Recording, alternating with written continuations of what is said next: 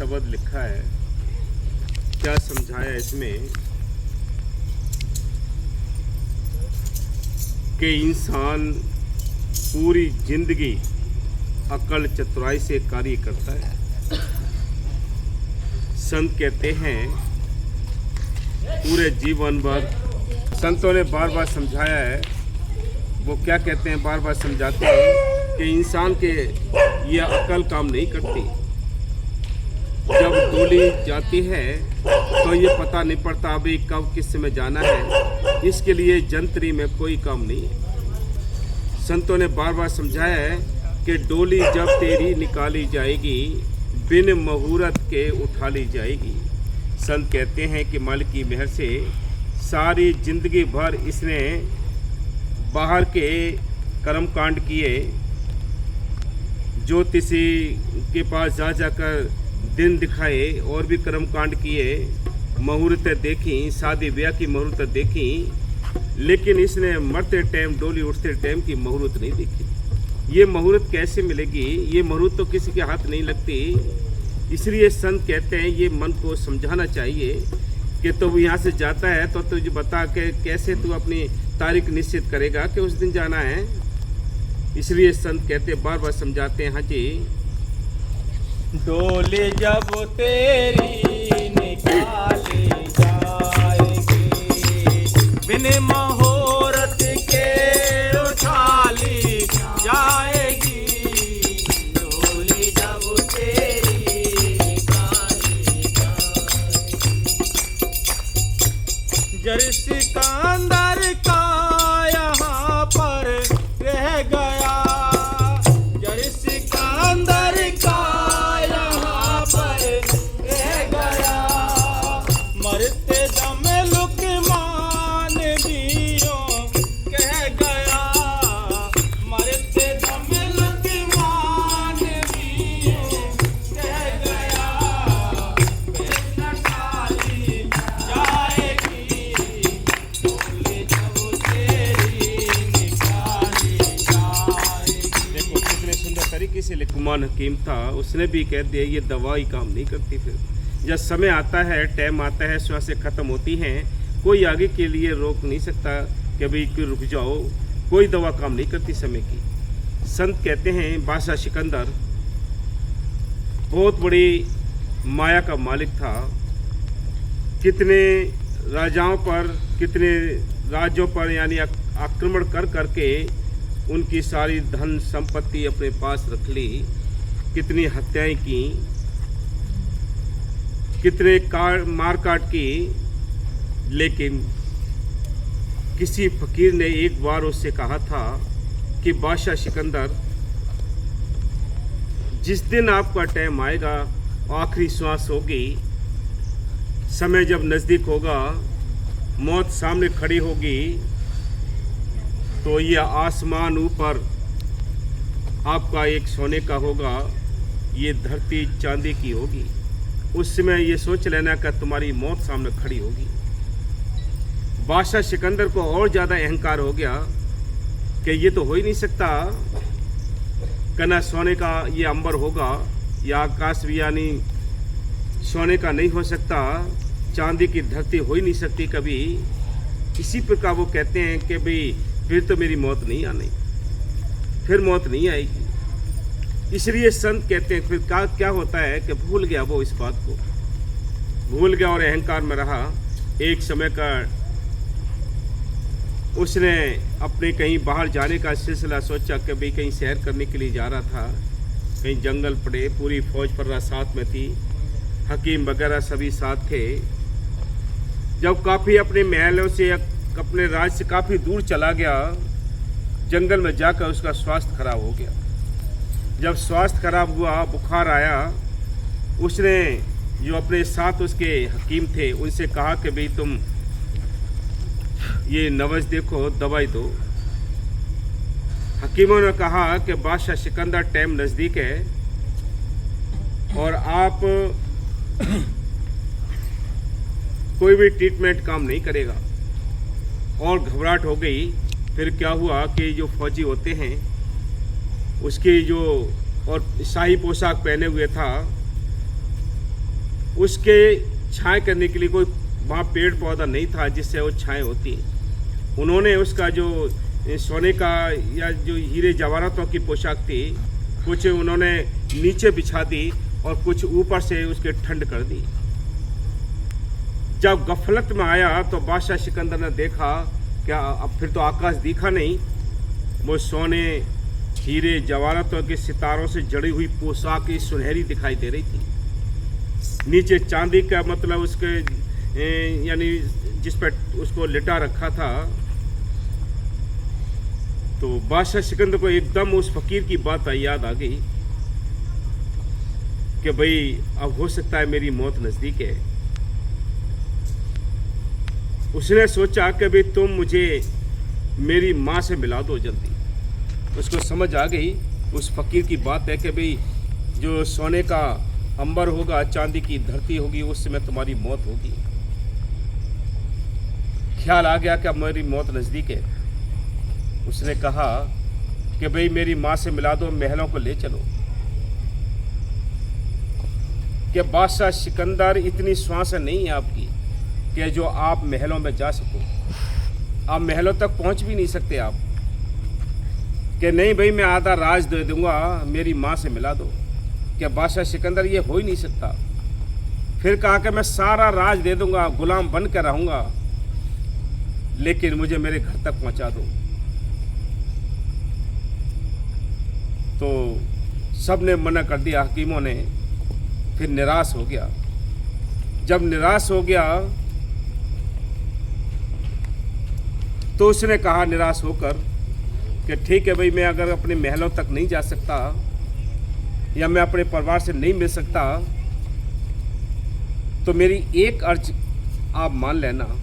जिस समय महलों से मेरा जनाजा निकले, अर्थी निकले, उस अर्थी से दोनों हाथ मेरे बाहर कर देना ये, ताकि ये दुनिया समझ सके। मैं तो नहीं समझा, ये दुनिया समझ जाए कि बादशाह सिकंदर इतनी माया का मालिक होते हुए भी ये संसार से खाली हाथ गया है।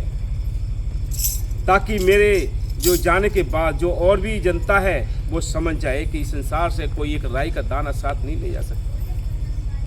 साथ जाएंगे तो नेकी और बदी साथ जाएगी। इसलिए संत कहते हैं कि सिकंदर का यहाँ क्या रह गया और क्या साथ ले गया। वो हकीम की दवाई भी समय के आगे फेल हो जाती है। लाइलाज बीमारी कर देते हैं डॉक्टर। कोई पैसा नहीं लगाना है, कोई भी बीमारी का कोई इलाज नहीं है इसका। जाओ सेवा करो, घर ले जाओ, समय की कोई दवाई नहीं। हाँ जी। डोली जब तेरी निकाली जाएगी, डोली जब तेरी निकाली जाएगी, बिन मुहूर्त के उठाई जाएगी, डोली जब तेरी निकाली जाएगी। उन्हें हकीमों से कहो यूं बोल कर, उन्हें हकीमों से कहो यूं बोल कर, दावा करते थे किताबें खोल कर, ये दवा हर गेज न खाली जाएगी, ये दवा हर गेज न खाली जाएगी, डोली जब तेरी निकाली जाएगी, डोली जब तेरी निकाली जाएगी, बिन मुहूर्त के उठा ली जाएगी, डोली जब तेरी निकाली जाएगी। क्या कहते उन हकीमों से कहो बोलकर दावा करते थे किताबें खोलकर, वो दवा हरगिज न खाली जाएगी, बिन मुहूर्त के, बिना मुहूर्त के ना अच्छा देख पाएंगे कि भी आज शनिवार है, आज मत जाओ। वैसे तो घर की गृहस्थी के काम काज करते हैं कि ये दिन खराब है, ये दिन खराब है, ये दिन अच्छा नहीं है, ये दिन अच्छा नहीं है। जब मौत आएगी तो उससे कह पाओगे क्या भाई आज अच्छा दिन नहीं है, आज मंगल है, शनिवार है, कि आज मत जाओ। कोई कह पाएगा? वहाँ तो बिना मुहूर्त के ही चलना पड़ेगा। ये अकल के घोड़े इंसान दौड़ाता है सारी ज़िंदगी भर। इसलिए संत कहते हैं कि समय है तो दवाई भी काम करती है, नहीं तो बस कुछ भी नहीं होता। बिन मुहूर्त के उठा ली जाती है। कोई भी रिक्वेस्ट नहीं मंजूर होती, कोई हाथ जोड़ना भी मंजूर नहीं होता। आपने देखा होगा कि कितने आए दिन मतलब रोज़ ऐसे केस होते हैं कि भाई बारात जा रही है, रास्ते में एक्सीडेंट हो गया, रंग में भंग हो गया, बताओ हैं कोई उठा लेगा?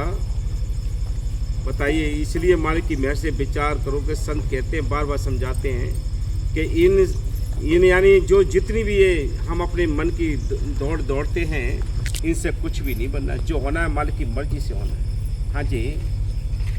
क्यों गुलों पर हो रही बुल निसार, क्यों गुलों पर हो रही बुल निसार, पीछे माली है खड़ा हो खबरदार, मार कर गोली गिरा ले जाएगी, मार कर गोली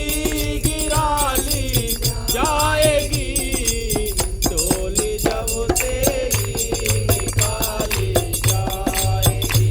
क्या कहते हैं ये संसार एक फूल के समान में, जिस पे हम यहाँ मस्त पड़े। संत कहते हैं तुम ये भूल जाओ कि तुम्हारी मौत नहीं आनी। बाबा मस्तानी कहते थे मौत को याद रखो, हिसाब किताब होना है, मौत ने आना है, ये निश्चित है, इसको कोई टाल नहीं सकता। इसलिए संतों ने बार बार समझाया है, बार बार समझाने की कोशिश करते हैं। वो क्या कहते हैं? बार बार यही तो समझाने के लिए आते हैं संत। वो संतों के अंदर बैठकर मालिक आता है, वो हम सबको समझाता है। वो बार बार ये कहते हैं कि जिस इस दुनिया के इस रंग रलियों में तुम मस्त हो, याद रखो वो गैवी ताकत तुम्हारे पीछे खड़ी है, वो हिसाब किताब लेके तुम्हें यहाँ से निकाल के ले जाएगी। ये 84 का चक्कर है, इसमें हमें अपना टाइम गुजारना पड़ता है। कभी कीड़े मकोड़े, पेड़ पौधे, पशु पक्षी बनते बनते नाक में दम आ जाता, लेकिन छुटकारा नहीं होता। हाँ जी।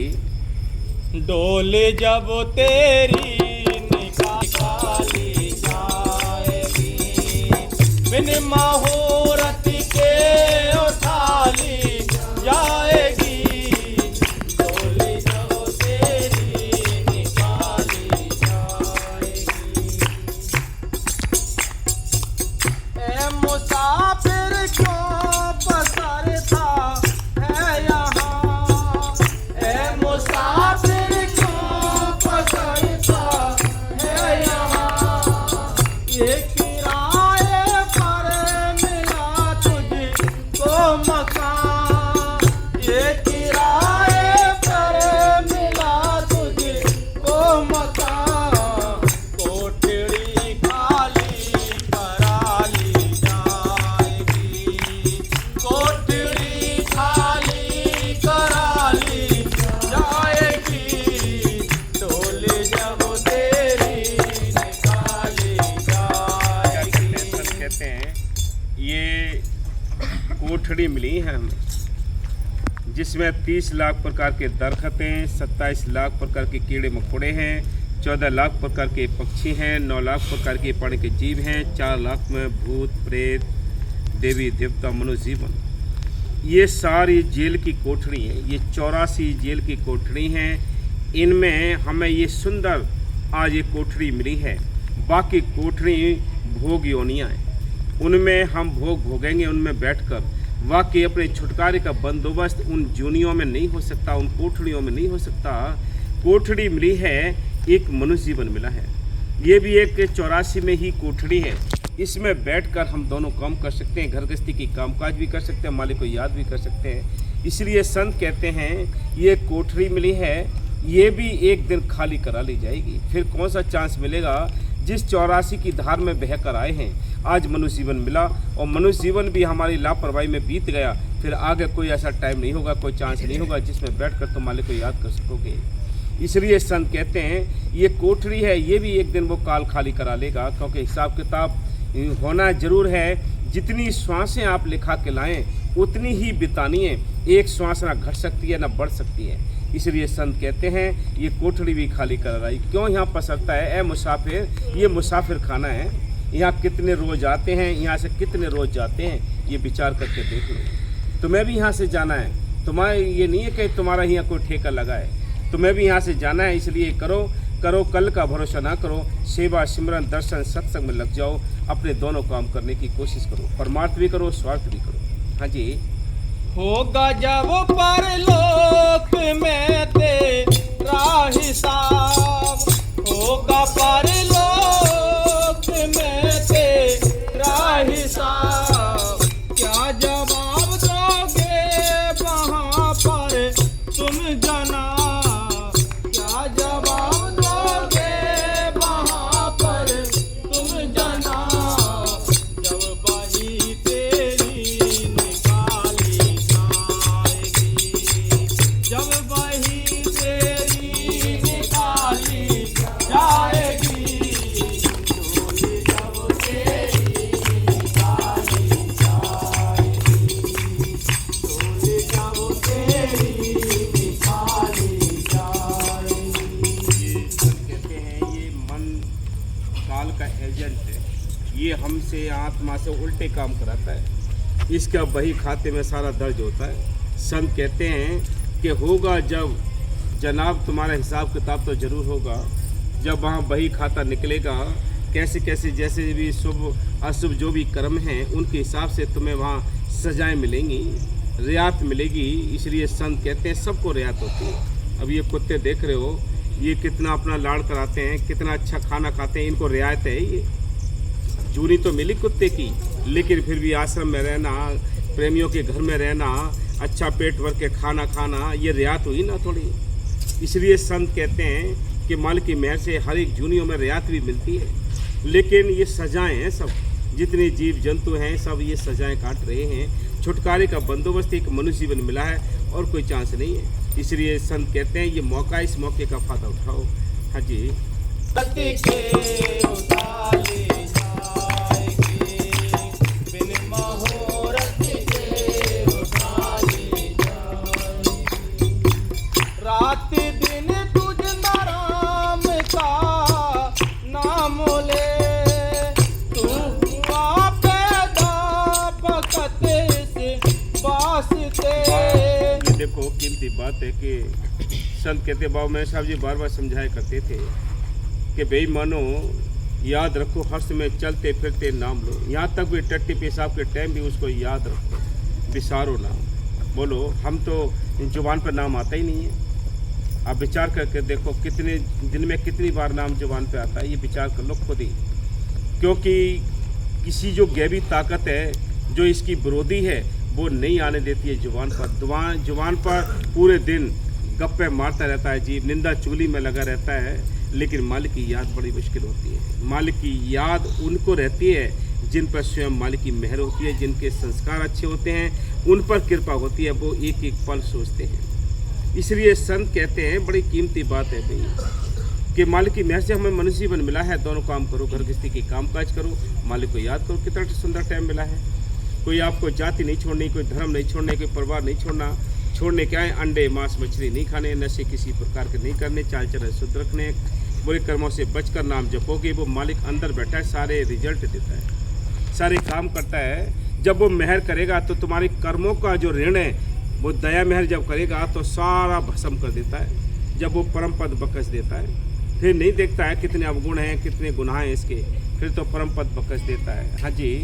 रात दिन तू जिंदा राम का नाम ले, तू हुआ पैदा फकत से वास्ते, है जिंदा राम तेरी निराली शान है, जिंदा राम तेरी निराली शान है, पर आँख के बालों को तेरी पहचान है, पर आँख के बालों को तेरी पहचान है, टोली जब तेरी निकाली जाएगी। देखो हमारे की मेहर से ये आंख वालों को पहचान होती है।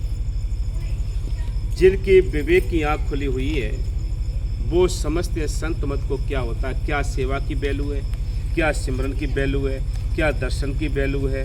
बाकी किसी को पता नहीं। उन पे कृपा होती है जिनका विवेक खुला हुआ होता है, जो संत मत को जान लेते हैं वो समझते हैं संत मत को। बाकी किसी के पल्ले कुछ पड़ता ही नहीं है।